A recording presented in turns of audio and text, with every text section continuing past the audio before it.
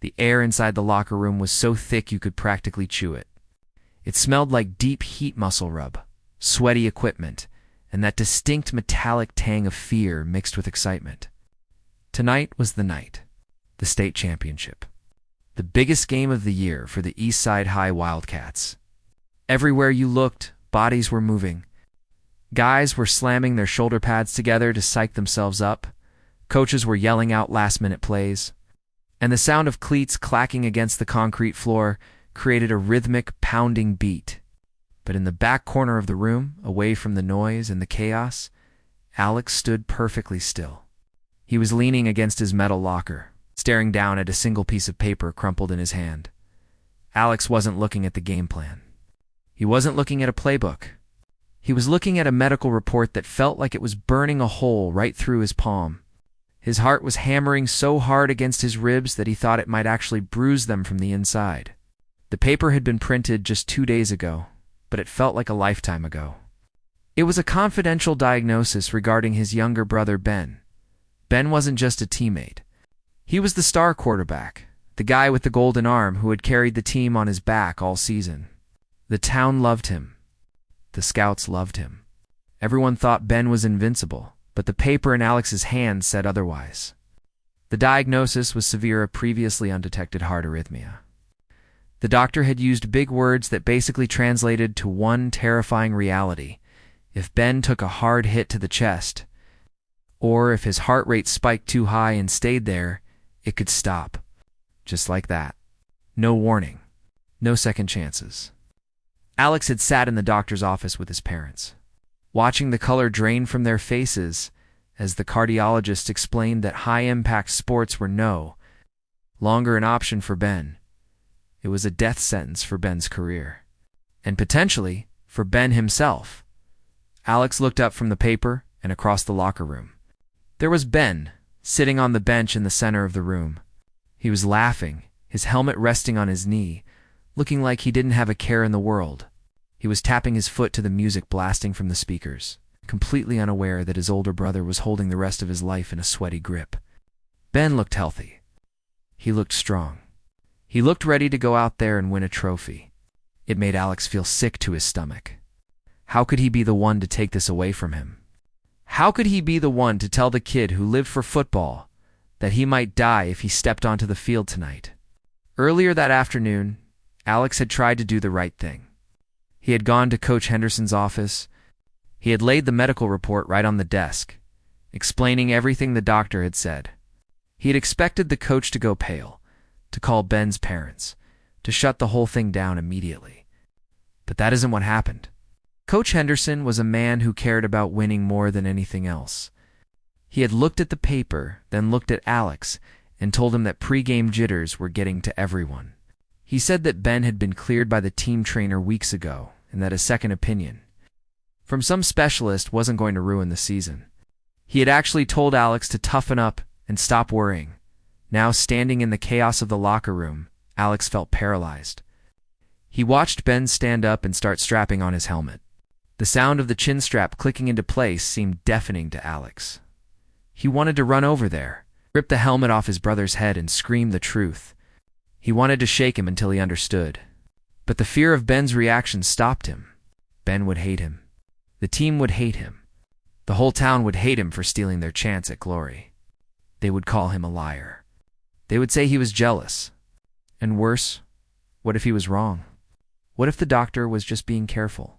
What if he ruined Ben's life for nothing? The noise in the room seemed to get louder. The hype video playing on the TV screen in the corner was reaching its climax. Dramatic music swelling as highlights of Ben making amazing plays flashed across the screen.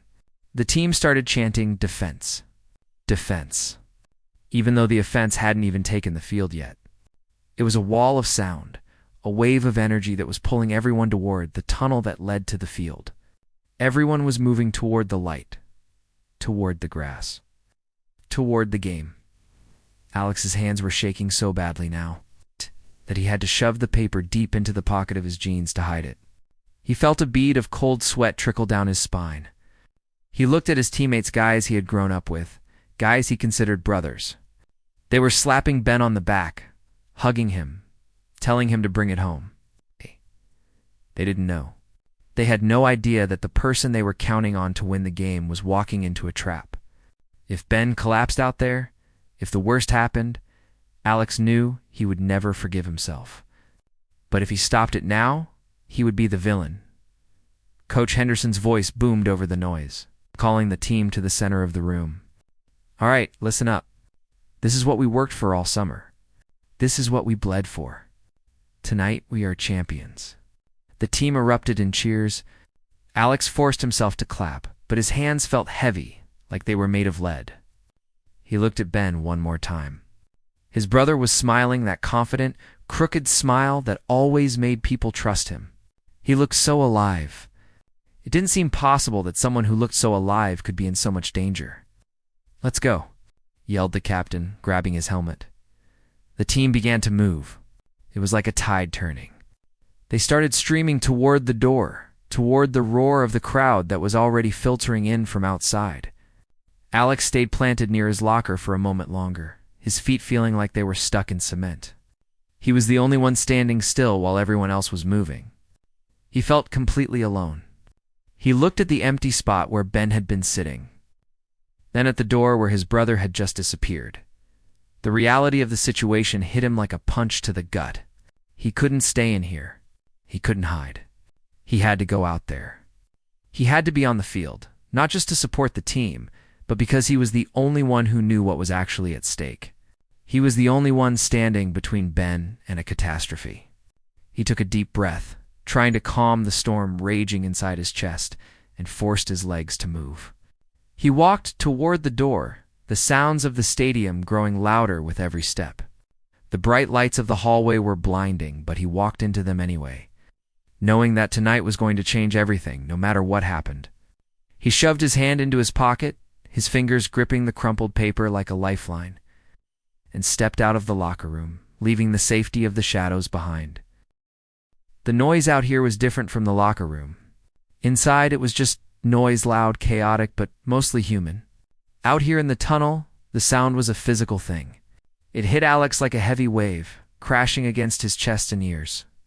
The air was cooler, but it felt charged, electric with the energy of thousands of people waiting on the other side of the concrete walls. The bright white lights of the stadium flooded the tunnel, washing out the shadows and making everything look harsh and real. Alex stood near the mouth of the tunnel, his feet glued to the pavement. He watched the backs of his teammates as they jogged out ahead, high-fiving and yelling. He saw the mascots dancing near the exit, waving their giant foam hands to get the crowd even louder. Usually, this was the part Alex lived for. The butterflies in his stomach, the rush of adrenaline, the feeling that anything was possible. Tonight, though, there was no adrenaline, only a cold. Heavy stones sitting in the pit of his gut, through the opening of the tunnel, he could see the field. It looked impossibly green under the floodlights, like a perfect carpet waiting for a battle. The stands were packed, a solid wall of color shifting and moving like a living ocean. The band was playing the fight song, the brass instruments blaring a tune that Alex had heard 1,000 times, but that sounded strange tonight, almost like a warning siren. He scanned the backs of the jerseys in front of him. Most of them were already out on the field, stretching and warming up. Then he saw him. Ben was standing about 20 feet away, just at the edge of the tunnel entrance. He was jumping up and down on his toes, shaking out his arms, getting loose. He wore the number 12, and it looked bright and clean against his shoulder pads. From behind, Ben looked like a warrior ready for battle. He didn't look like someone with a broken heart, a heart that could stop beating at any moment. Alex knew he couldn't let this happen. He couldn't stand there and watch his brother walk into a death trap just because he was too scared to speak up. The coach had ignored him. The doctor's note was burning a hole in his pocket, useless. The only thing that mattered now was stopping Ben, right here, right now. Before the referee blew that first whistle, he took a deep breath, forcing his legs to move. He pushed past a few younger players who were just staring up at the lights in awe. "Excuse me," he muttered, his voice sounding weak even to himself. He walked faster, his eyes locked on the back of Ben's neck. Alex shouted, but the crowd was too loud and the band was too close. Ben didn't even turn his head. Alex started to run. He dodged around the water cooler where the assistant coaches were filling up bottles. He ignored the strange looks from the cheerleaders who were lining up to run out next. He reached out and grabbed Ben's arm, yanking him backward. Away from the light and into the shadows of the tunnel wall, Ben spun around, his face twisting in surprise and then in annoyance. "Alex, what are you doing?" "You're crushing the flow," Ben yelled, pulling his arm free. His eyes were bright, too bright. He was vibrating with energy. "Let go. We run out in 30 seconds. "You can't go out there," Alex said. He was panting, his chest heaving, even though he hadn't run that far. He stepped closer, lowering his voice so only Ben could hear. "Ben, listen to me, please. You can't play tonight." Ben rolled his eyes so hard it looked like it hurt. He adjusted his helmet strap, looking toward the field, desperate to get back to the huddle. "Not this again. I told you, I'm fine. I feel great. Stop trying to mother me, man. This is the championship. It's not about being a mother." Alex snapped, his fear turning into anger. He reached into his pocket and pulled out the crumpled paper, shoving it toward Ben's face. "Read it. Read the report. It says your heart rhythm is unstable. It says if you get hit hard, if you push too hard, your heart could stop. Ben, this isn't a sprained ankle. You could die out there." Ben looked at the paper. Then he looked at Alex, and for a second, the cocky grin faltered. But just for a second, he batted the paper away, letting it flutter to the dirty floor of the tunnel. "You're crazy. You're trying to sabotage me. Is that it? Are you jealous?" "Jealous?" Alex couldn't believe what he was hearing. "I'm trying to save your life." The doctor said, "I don't care what the doctor said." Ben shouted, stepping forward so they were face to face. The other players nearby stopped what they were doing and started to look over. Even a referee looked over, raising an eyebrow. Ben didn't care. "I have scouts here, Alex. Real scouts from big colleges. This is my one shot. This is the shot that pays for Mom's house. This is the shot that changes everything for us. And you want me to sit on the bench because of some paper? I want you to be alive to play football next year," Alex yelled back. His voice cracked. He felt tears stinging his eyes, but he blinked them away. "If you go out there and you take a hit and you don't get up, none of that matters. The scholarship doesn't matter. The win doesn't matter. Mom doesn't get the house. She gets a coffin." Ben's face turned red. He shoved Alex hard in the chest. "Shut up. Just shut up. You always do this. You always act like you know better. You think you're the big brother. You think you have to protect me from everything. But I'm not a little kid anymore, Alex. I'm the quarterback. I'm the leader. And you're just a lineman who's scared of his own shadow." The words hurt more than any tackle Alex had ever taken. He looked at his brother, really looked at him, and realized that Ben wasn't going to listen. The ambition, the dream, the roar of the crowd, it was all too loud in Ben's ears. He couldn't hear the truth over the sound of his own ego. He believed he was invincible. And Alex knew that was the most dangerous thing of all. "Ash! If you go out there," Alex said, his voice dropping to a whisper, shaking with a mix of rage and terror, "I'm not covering for you. I'm not lying to Mom if you get hurt. You don't have to cover for me," Ben spat, turning his back on his brother. "Because nothing is going to happen. I'm going to win this game, and you're going to stand there and watch me." Ben started to jog toward the light. The referee blew the whistle, a sharp, piercing sound that signaled the teams to take the field. The cheerleaders screamed and ran out ahead of him. The band kicked into a louder, faster tempo. Alex stood in the shadow, his hand still raised slightly as if he could grab Ben again. But he knew it was too late. The moment was gone. He watched Ben run through the tunnel, burst out into the open air, and raise his arms. The crowd went absolutely wild, the sound shaking the ground beneath Alex's feet. The announcer's voice boomed over the speakers, introducing the captains. And the roar got even louder when they called Ben's name. Alex felt sick. He looked down at the crumpled paper lying in the dirt. The medical symbol was barely visible under the footprint of a cleat. He bent down slowly and picked it up, brushing off the dirt. It felt heavy, like a piece of lead. "Let's go, boys. Move it," a coach yelled from behind, slapping Alex on the shoulder pads. "What are you waiting for?" "Christmas." Alex flinched at the touch. He looked at the coach, then looked out at the field. The referee was standing at the 50-yard line, holding the coin for the toss. Ben was standing there under the lights, smiling, his chest puffed out, looking like he owned the world.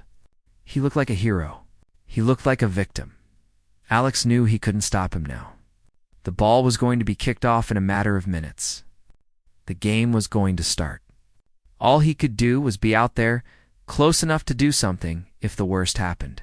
Close enough to maybe, just maybe, put his body between Ben and the hit that could kill him. He folded the paper carefully and put it back in his pocket, right next to his heart. He took a step forward, then another. The light was blinding. The noise was deafening. It felt like walking to the electric chair, but he knew he had to go. He had to be the witness. He had to be the one who saw everything, just in case no one else believed him later. He stepped out of the tunnel and onto the grass. The air was crisp and smelled of cut grass and popcorn. The crowd was a wall of noise, cheering for the team, cheering for Ben. Alex took his place on the sideline, his eyes never leaving his brother's back. He felt a terrible coldness inside him, a feeling of dread that no amount of sunshine or cheering could warm. The game was about to begin, and for Alex it wasn't a game anymore. It was a countdown. The whistle blew sharp and loud, piercing the heavy night air, and just like that, the chaos began.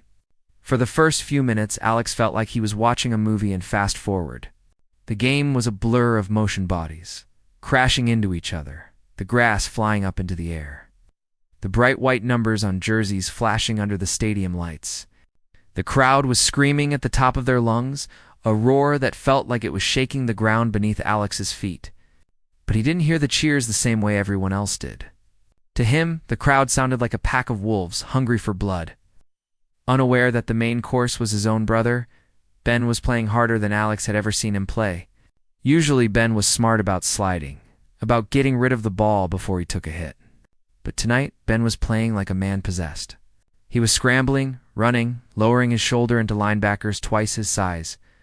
Every time the whistle blew and the pile of bodies untangled itself, Alex held his breath until he saw number 12 stand up in the first 5 minutes. Ben took a hit that made the entire stadium go, oh, in unison.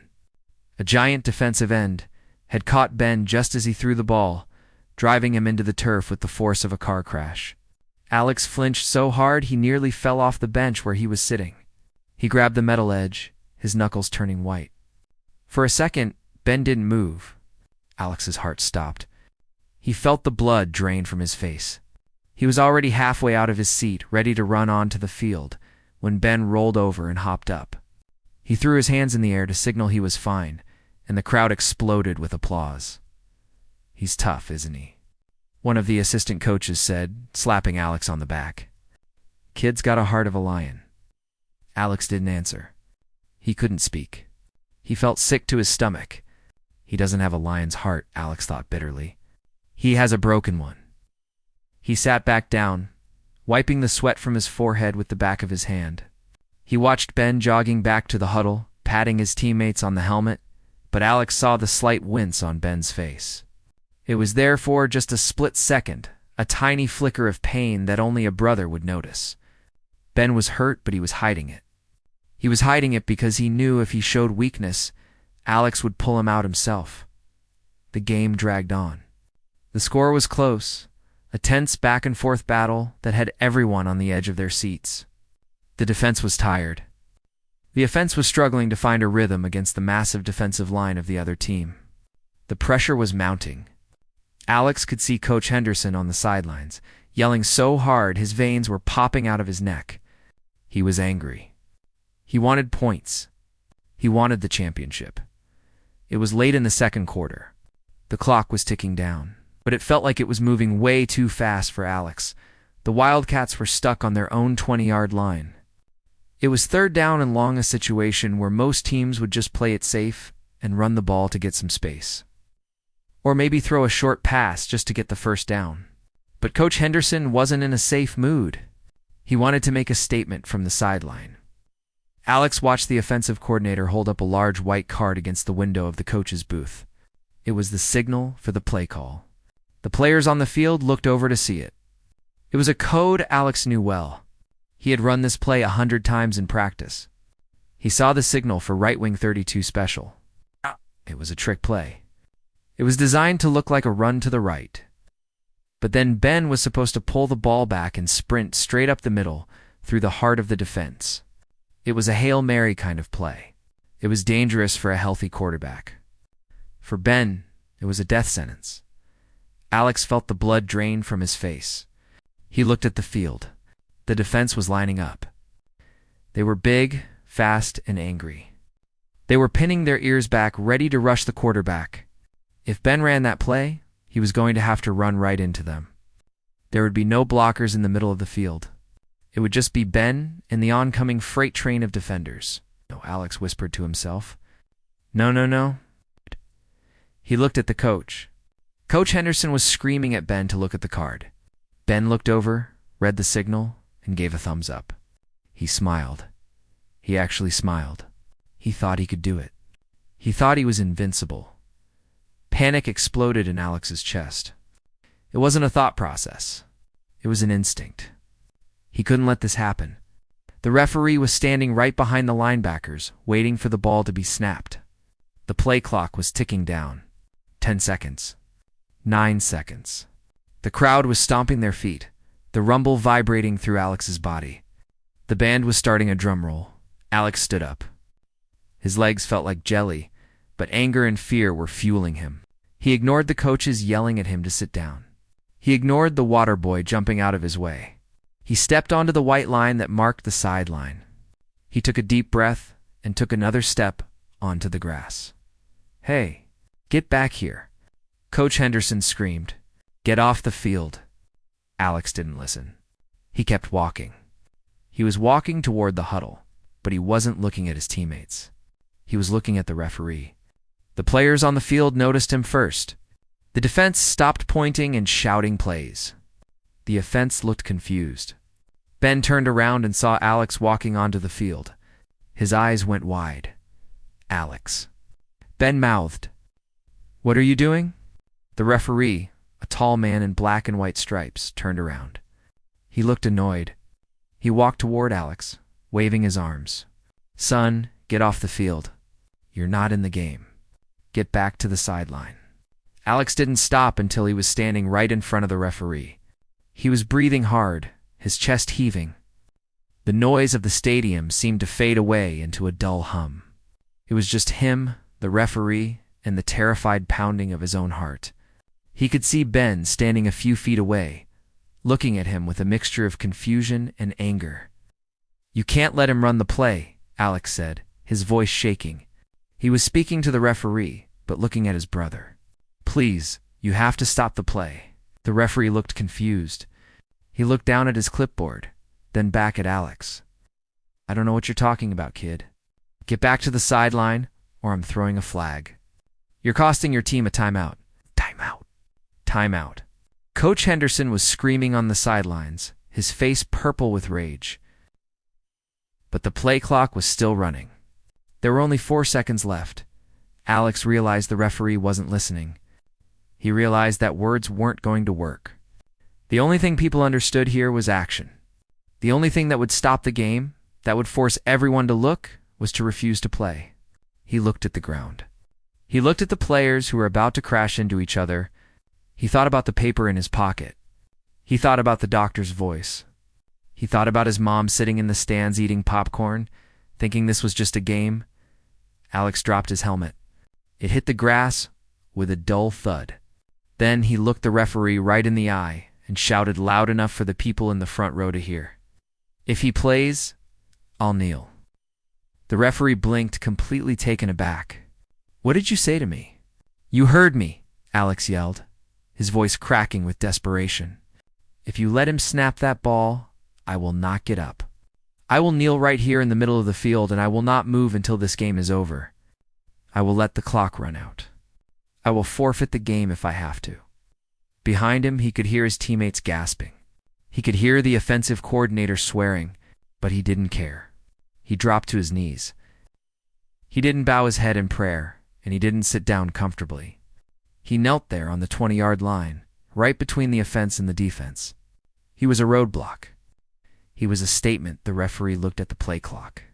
2 seconds. The center was waiting for the snap. Ben was looking at Alex, his face pale. The referee realized Alex wasn't joking. He realized that if the ball was snapped, there was going to be a disaster. The referee blew the whistle loudly, waving his arms over his head to stop the play before it began. The play is dead. Stop. Stop the play. The referee shouted. The players froze. The defensive line relaxed, standing up straight. The band stopped playing abruptly.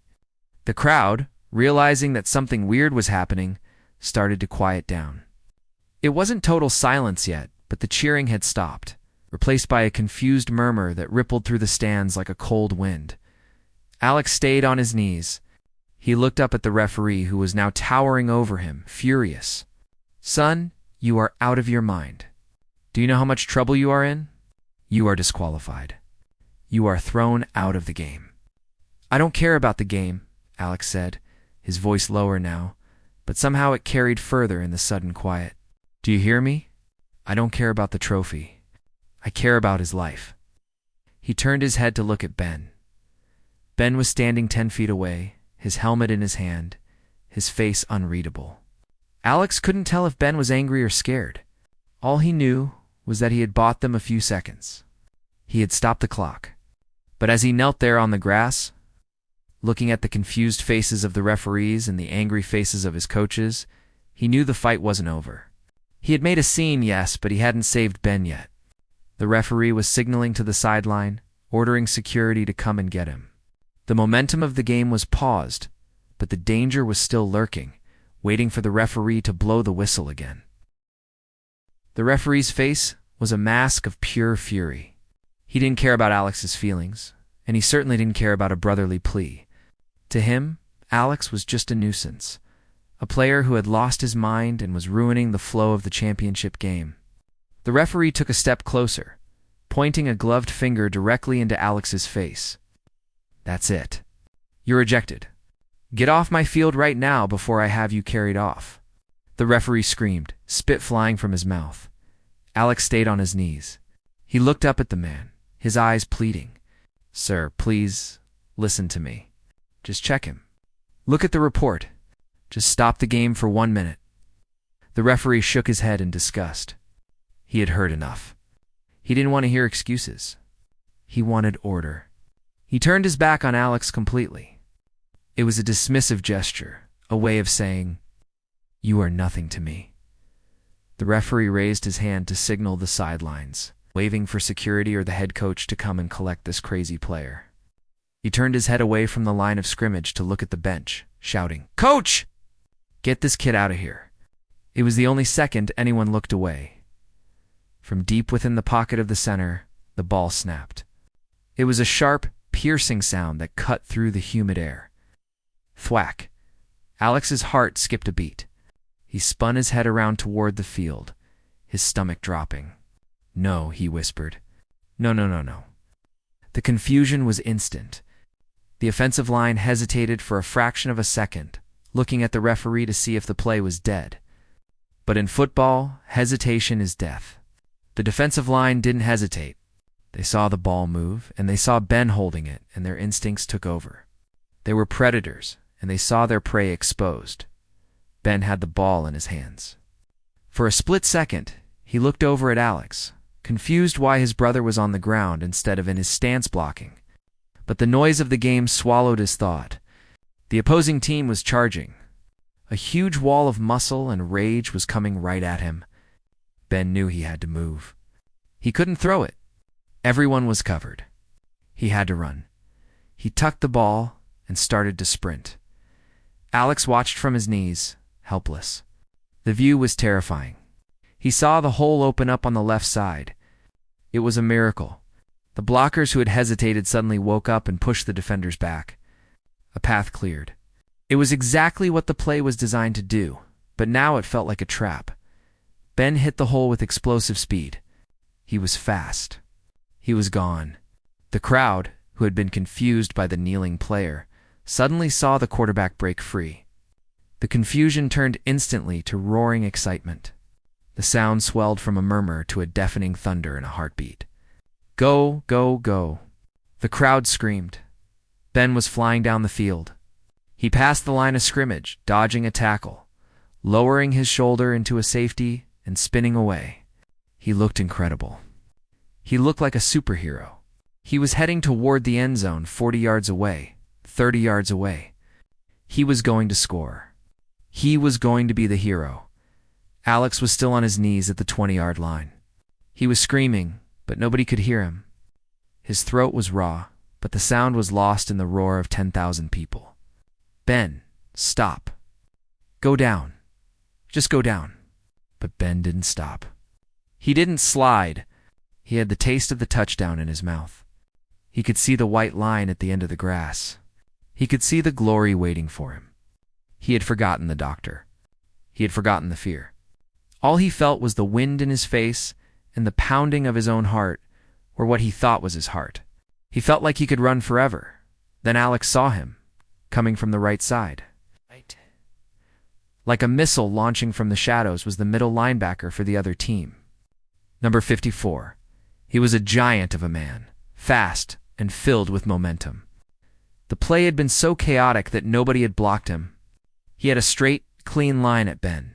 He was 20 yards away. Then 15. Then 10. Alex scrambled to get up.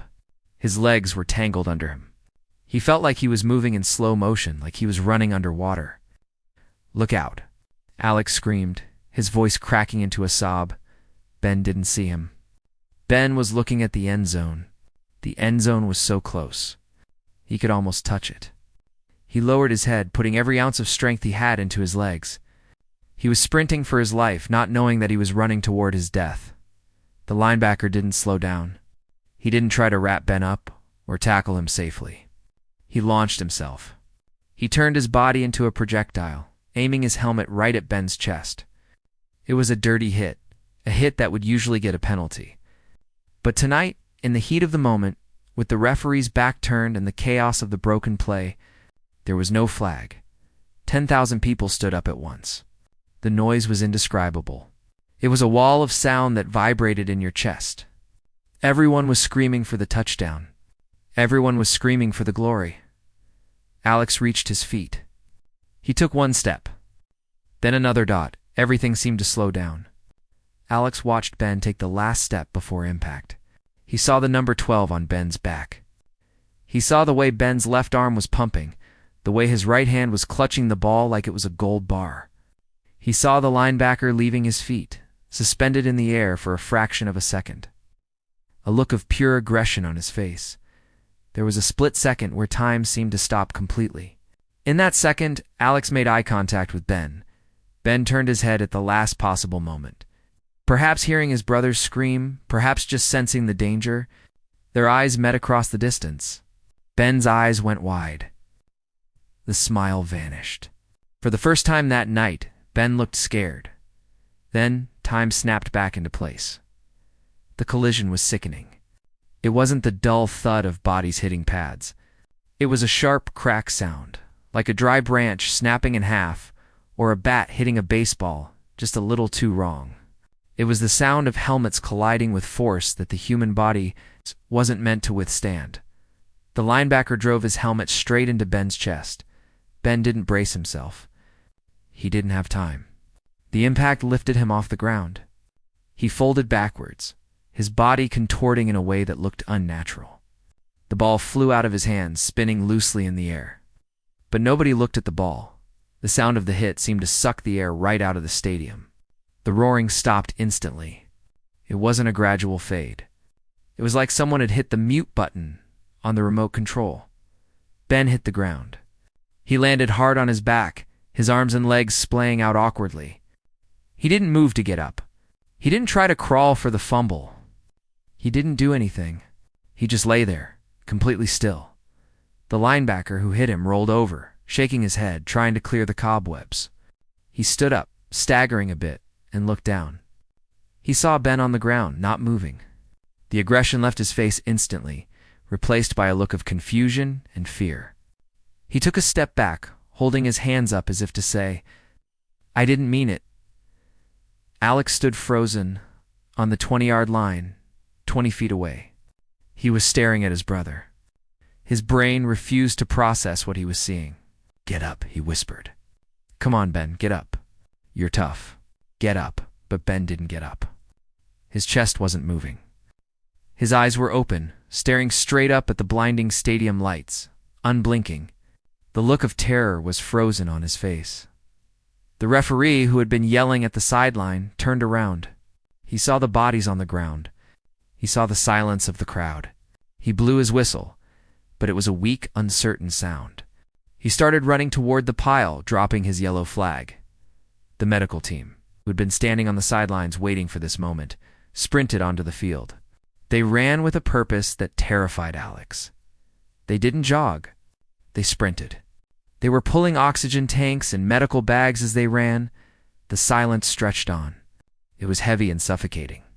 The only sound was the crunch of the medical team's cleats on the grass and the distant siren of an ambulance that had just started at the back of the stadium. The game was over. The brotherhood was broken, and all Alex could do was watch, praying for a movement that didn't come. The world seemed to stop turning in that moment. The deafening roar that had filled the stadium just seconds ago was sucked completely out of the air, replaced by a heavy, suffocating silence. It wasn't the quiet of a library. It was the terrified silence of thousands of people holding their breath at the exact same time. The band stopped playing. The cheerleaders froze with their pom-poms in the air.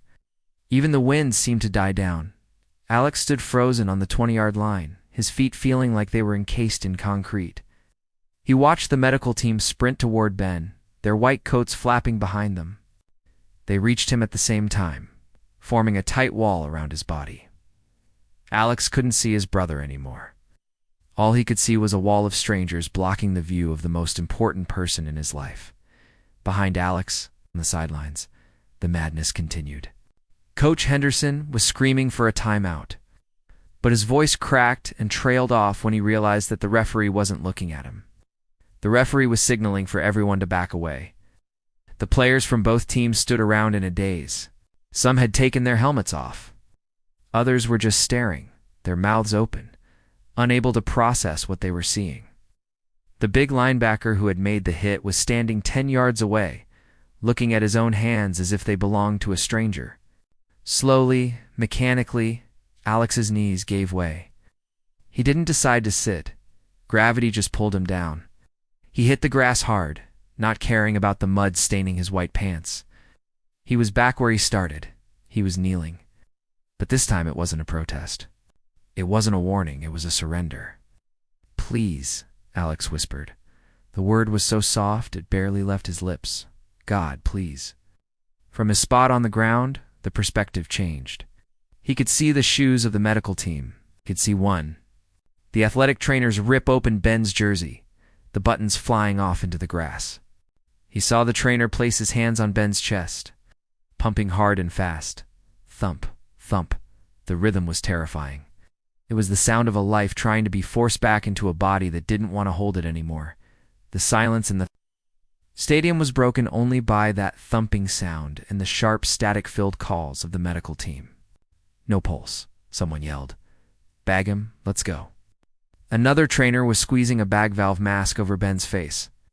Pushing air into his lungs, Alex felt a hand on his shoulder. He flinched and looked up. It was his mom. She'd made it down from the stands somehow, though Alex didn't remember seeing her run. Her face was pale white, her eyes wide with a horror that no parent should ever have to feel. She wasn't looking at Alex. She was looking past him, at the circle of doctors working on her son. "He's not moving, Alex," she whispered, her voice trembling. "Why isn't he moving?" Alex didn't know what to say. He wanted to tell her it was going to be okay. He wanted to lie to her, to give her the comfort she needed. But the words stuck in his throat. He had known this would happen. He had tried to stop it. And now, the guilt was a heavy stone sitting on his chest, heavier than any helmet he had ever worn. He looked at his mom, tears streaming down her face, and he just shook his head. Coach Henderson walked over slowly. He looked like he had aged 10 years in the last 5 minutes. His clipboard was tucked under his arm, forgotten. He looked at Alex, really looked at him for the first time all night. He saw the tears, the mud, the utter despair on the boy's face. He knew, the coach said. It wasn't a question. It was a statement. His voice wasn't angry anymore. It was hollow. Alex nodded slowly, tears dripping off his chin onto his jersey. I tried to tell you, Coach. I tried to show you the paper. Coach Henderson closed his eyes for a long second. When he opened them, they were red. I didn't listen, the coach whispered, more to himself than to Alex. I just wanted to win. I was so stupid. On the field, the medical team stopped the chest compressions for a split second. They paused, listening. The entire stadium leaned. In 20,000 people straining their ears, praying for a sound, a movement, anything. For 2 seconds, there was nothing. Then, the head medic yelled, "He's back. We've got a pulse. Let's move. Move." A collective sigh rushed through the crowd, but it wasn't a sigh of relief. It was a sigh of desperate hope. The medics lifted Ben onto the stretcher with smooth, practiced precision. They strapped him down, his head immobilized, his arms hanging limp by his sides. He looked so small on that stretcher. As they lifted him up, the crowd began to clap. It started slowly, just a few people, but then it spread. It wasn't the cheering of a touchdown. It was a solemn, rhythmic clap of respect. Alex watched his brother being carried off the field. Ben's face was pale, his eyes closed, an oxygen mask over his nose and mouth. He looked like a broken doll. The ambulance backed onto the field, its red lights flashing against the dark night sky, cutting through the darkness with an eerie glow. They loaded Ben in, the doors slamming shut with a heavy final sound. The sirens started wailing, a long, mournful cry that echoed off the metal bleachers as the ambulance sped away, taking Ben away from the game, away from the lights, away from the dream. Alex stayed on his knees. He watched the taillights fade into the distance. The game was over. The scoreboard still showed time on the clock, but nobody cared about the clock anymore. The referees huddled together for a moment, then made an announcement over the PA system. Due to a medical emergency, the game is suspended. Please remain calm and exit the field in an orderly fashion. People didn't rush. They didn't run for the exits. They filed out quietly, talking in hushed tones, looking back at the field where the boy had fallen. The other team helped the Wildcats up off the turf. They patted each other on the back, not as enemies, but as brothers united in tragedy. The game of football didn't matter anymore. The rivalry didn't matter. All that mattered was the kid in the ambulance. Alex was still kneeling in the same spot. The field was emptying out. The lights buzzed overhead. The grass was cold and damp beneath him. His mom reached down and helped him stand up. His legs were shaky and he leaned against her heavily. "He's alive, Alex," she said, trying to sound strong, though her voice was shaking. "He's going to the hospital. He's going to be okay." Alex nodded, wiping his face with his sleeve. "I know, Mom, but he's never playing again. That was his whole life." He looked around the empty stadium. It looked different now. The glory was gone. The bright lights just looked harsh and exposing. It was just a field, just grass and dirt and white lines. The magic was gone, replaced by the cold, hard reality of what the game could cost. Coach Henderson walked up to them. He looked at Alex, his eyes full of regret. "Alex, I don't know what to say. I should have listened to you. You saved him from staying out there longer. You were the only one doing your job tonight." Alex looked at the coach, then at the empty tunnel where Ben had run out, so full of life just an hour ago. "I didn't save him, Coach," Alex said softly. "I tried to warn him, but nobody listens until something breaks." He reached into his pocket and pulled out the crumpled medical report one last time. He smoothed it out on his leg, reading the words that had tried to predict this terrible night. Then he folded it up neatly and handed it to the coach. "Keep it," Alex said. "Put it on the bulletin board in the locker room. Put it up right next to the trophy case. So next time someone says win at all costs, you can remember what the cost actually looks like." Coach Henderson took the paper like it was made of glass. He nodded, unable to speak. Alex turned and put his arm around his mom's shoulder.